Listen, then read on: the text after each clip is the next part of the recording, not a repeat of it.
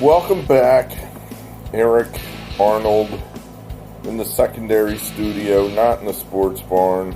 It's brutal out there tonight, probably 20 degrees, so just not feeling it. So we're going to try and make everybody happy here. We're going to make myself happy by staying in the warm secondary studio in the wee hours of the morning. Going to try not to wake up my wife and keep her happy, and try to talk loud enough that you can hear me and keep you happy. So, difficult. Not impossible, difficult. Well, now it's, wee hours of the morning of Saturday the 6th. Now, we had posted another video just hours ago with the early games of this huge Saturday slate of college basketball. So we got 14 more games here for you to round out the Saturday. I mean, basically, I think I tried to pick just about every game that has some kind of meaning. I skipped one or two. I skipped the Villanova game. I just could not make heads or tails out of that one. And in a way, I think Villanova's going to play well. They weren't playing particularly well, and then they lost one of their best players, and I think that might just be something that resets them, shakes them up, maybe makes them play better. But then I thought, Providence might, lay it all on the line. Last home game, and they got some seniors. I could see them playing really hard. So I just left that one alone.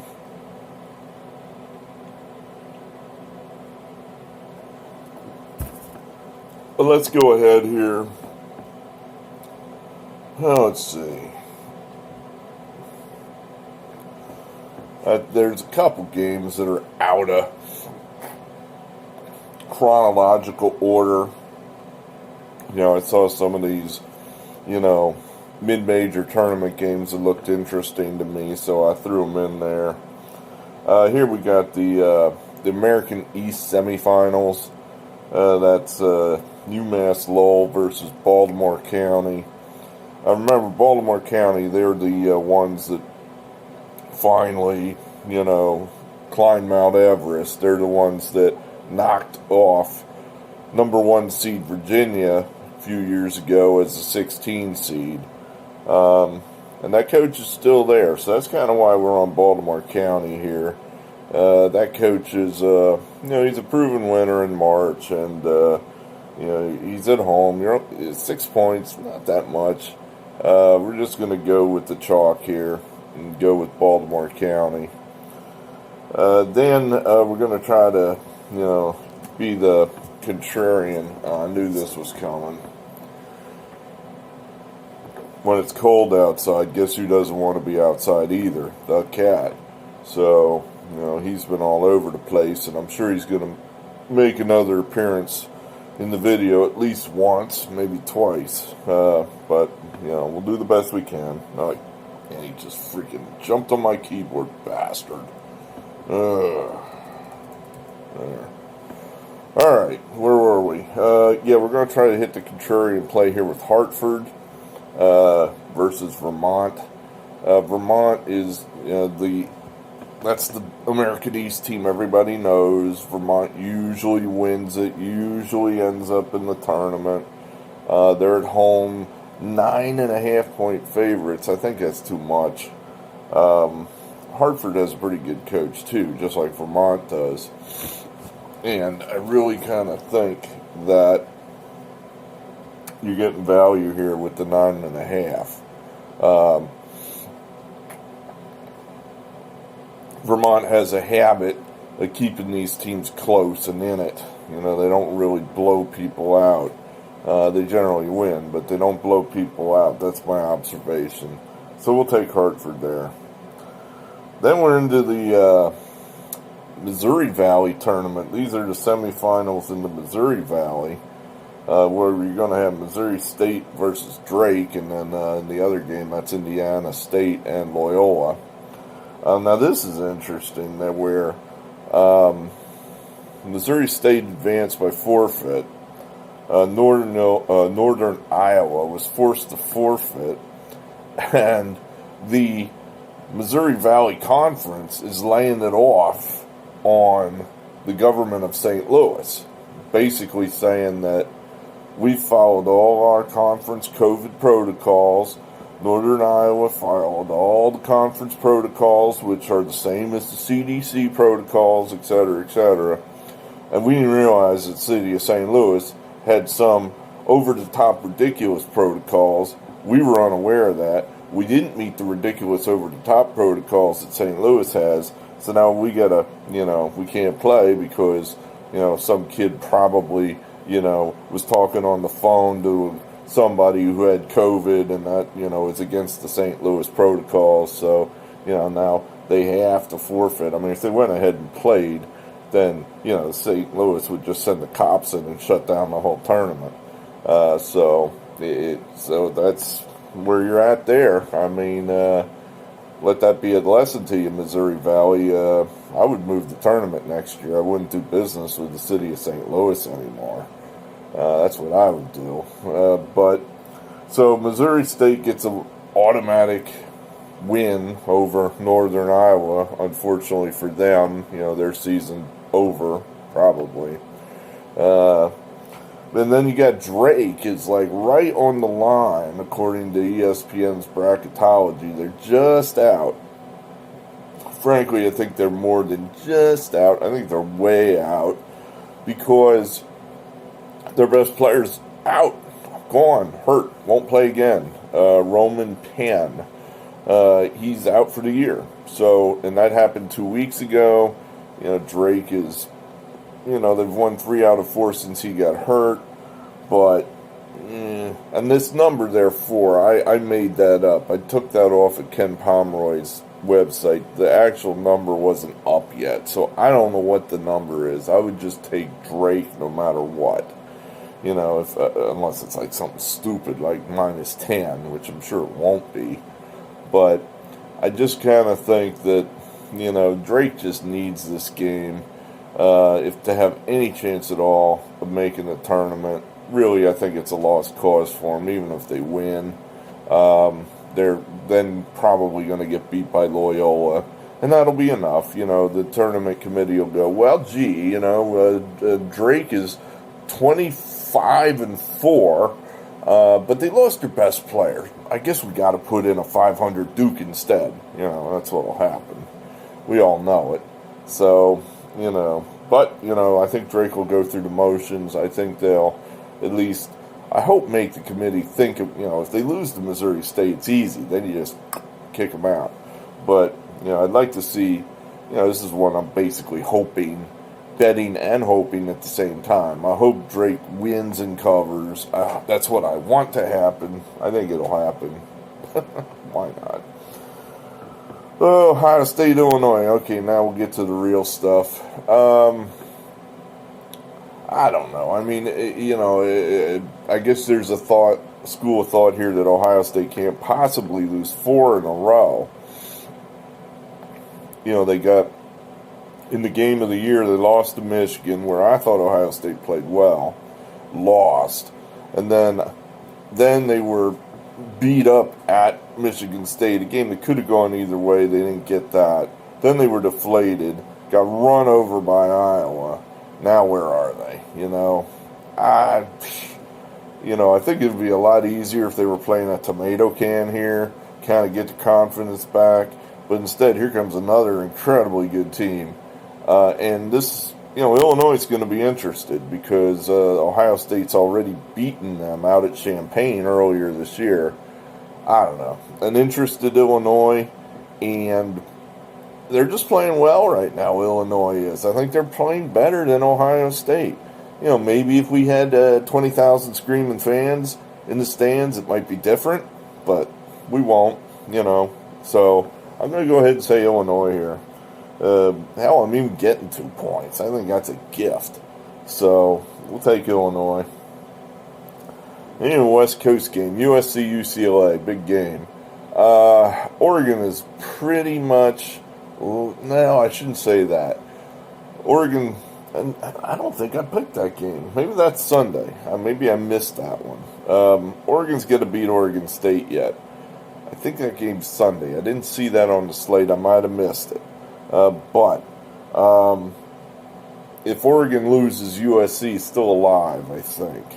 So USC, this game's important to them. I just think they're better than UCLA. I mean, what I saw at UCLA at Oregon is they play really, really hard. I just don't think they're that talented. And I think they're coming off an emotional loss against Oregon where, it was there for them and they just ran out of gas. And I think they're going to be deflated.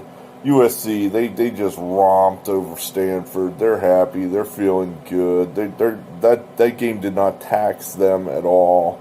So I'm thinking USC's just going to keep rolling and just roll right past UCLA. They played earlier in the year, and USC was much the best. So that's what I'm thinking there. I mean, we're only laying 1 point. So I think the value's there with USC. All right, next page. Virginia, Louisville. Louisville needs this game more than Virginia. If you want to go strictly by that. I am kind of looking at it along the lines of, I just think Virginia generally plays pretty well against Louisville. And, Louisville's got a young team. Virginia, more veterans there. So I'm kind of thinking Virginia is they're rounding into shape now for a tournament run. They've been there, they've done that. I think you're, getting value here. Just Virginia, I think, is a better team than Louisville, and they're only 2-point favorite. So we're going to take Virginia there. Now here's an interesting game, Butler and Creighton. Look, I totally misread Plantation Gate. I blew that off and then, of course, took Creighton at Villanova. And Villanova, despite losing one of their best players, still pounded Creighton. Creighton's got real problems. Plantation Gate's probably going to wreck their season. It just is.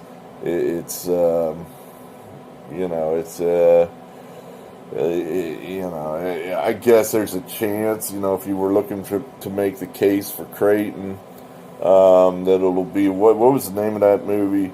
Hey, Porky, where'd he go? He knows the answer. What was the name of that bad movie with John Voight? He was, the crusty old Texas football high school coach that was the tyrant, and James Vanderbeek was the geeky backup quarterback, and they all then turned on the crusty coach who they all hated, but he won.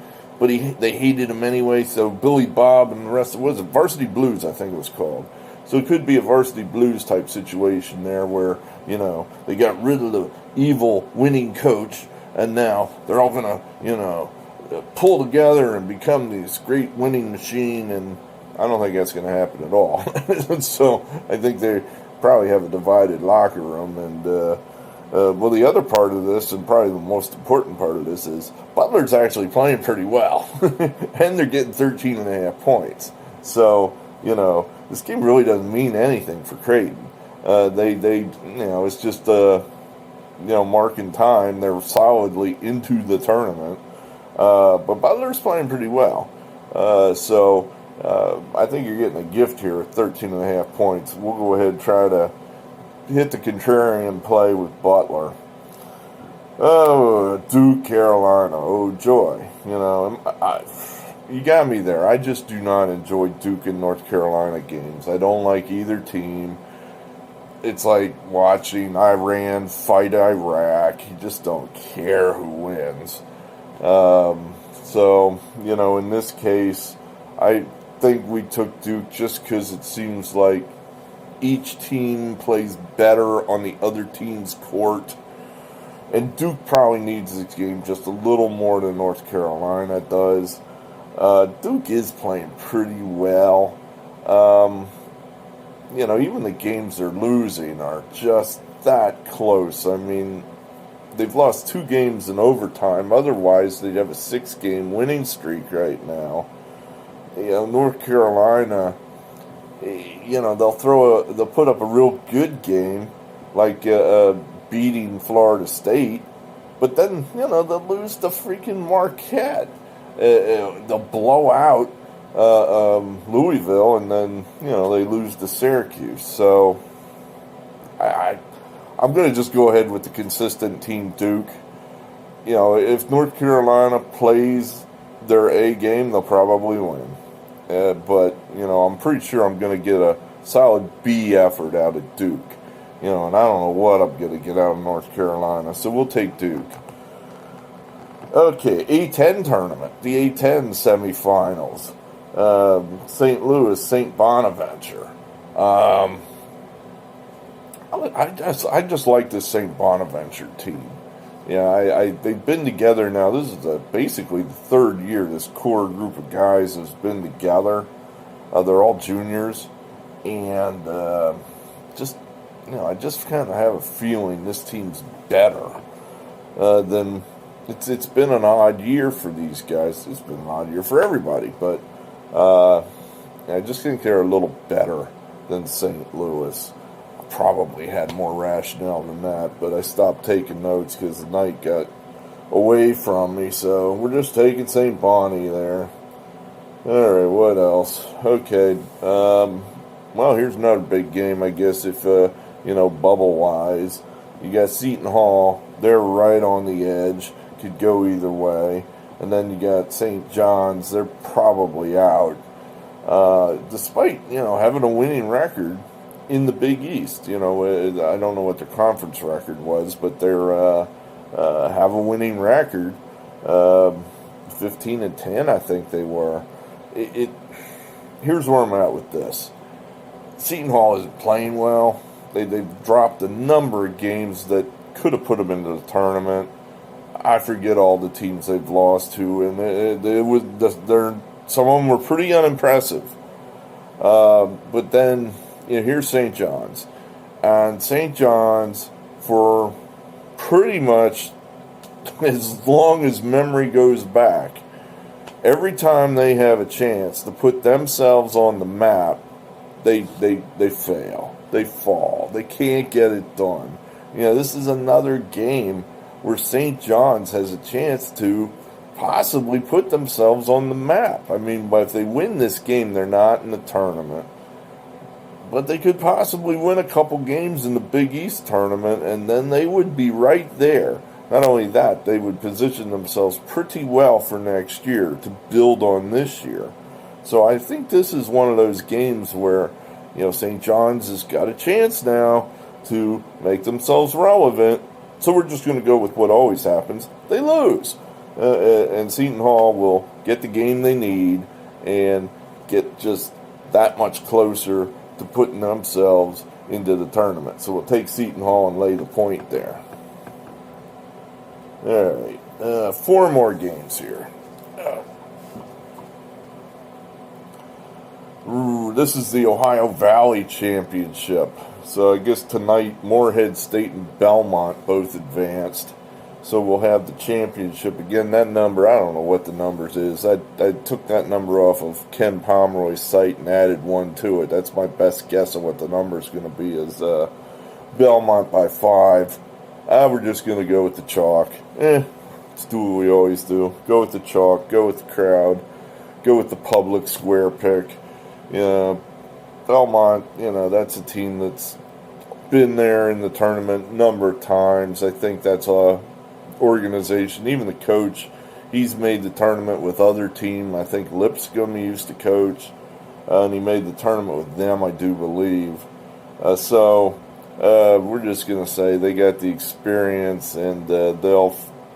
Plus Belmont, generally, they're not really playing that explosive ball, but memory serves to me that this is a team that can string some threes together and possibly spurt away and cover that 5. So that's what we're going to call it. Call Belmont there, the champion of the Ohio Valley.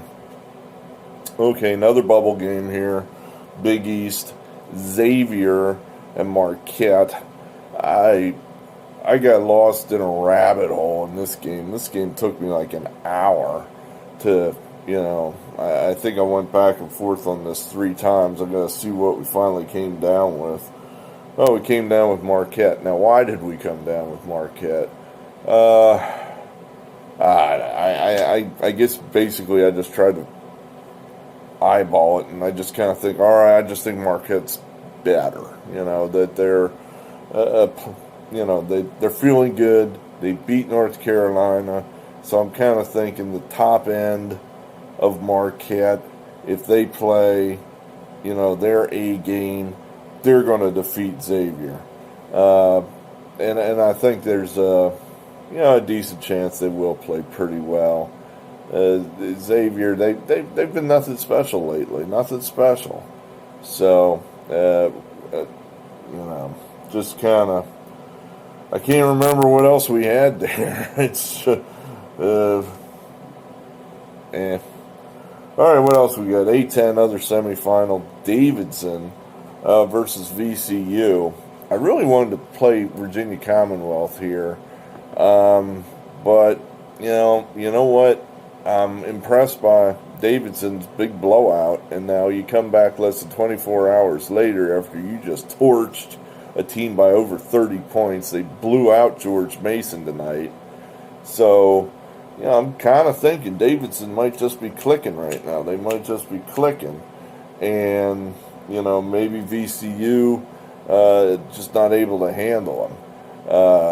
So we'll go ahead. Davidson's got some, they're kind of coming out of nowhere. Nobody's really talked about this team. They got some veteran guys on this team, some experience on this team. The coach has got a lot of experience. He's a very, old, simple word, old. Old doesn't necessarily mean bad. So can we say old without it being an insult? But he's really good. And he's been there and he's done that. I think he's got the advantage over the VCU coach. So, kind of thinking Davidson might just keep on rolling here and surprise VCU. I would think VCU would be the public team here because, for one thing, the game's in Richmond, even though, is it on? I guess it's not on VCU's home court. It's in, the University of Richmond, but what does it matter? There are no fans there anyway, so it could be in the freaking parking lot somewhere. It doesn't matter. So we'll take Davidson. Okay, last game, Mountain West. Another game, another team on the bubble is Utah State. I think the Mountain West is really pretty good. San Diego State. Boise State, Colorado State, these are all good teams. And then you got here Utah State, and they've got Utah and Boise kind of right on the edge. I think those teams should get a really close look because, like I said, these are good teams. Hell, Nevada, they're out, but they beat Colorado State tonight. And they're, pretty well established as out, even though they have a winning record. So Utah State here, they got a real good coach. That's a team that has a real live home crowd, which of course won't help them because they're on the road here at Fresno State. I just kind of think that they're just going to go ahead and get this game. They played these guys earlier the year at Fresno, and they crushed them. Just crushed them. I think I watched that game, and it was just... Utah State was just so much more talented than Fresno. Fresno, I think, if memory serves, they struggled to score. It was a true grind for them to find points. Whereas Utah State, they hit 3 threes in a row, and boom, there's 10 points. Well, technically 9 points.